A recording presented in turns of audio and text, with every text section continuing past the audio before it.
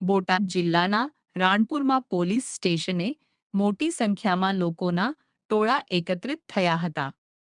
હિન્દુ સમાજની દીકરીને અન્ય સમાજનો યુવક ફોસલાવીને લઈ ગયો હોવાનો આક્ષેપ કર્યો તે બાબતે બંનેને પોલીસ સ્ટેશન લાવેલ, જે બાબતે હિન્દુ સંગઠનોના કાર્યકરો મોટી સંખ્યામાં પોલીસ સ્ટેશન પહોંચ્યા હતા.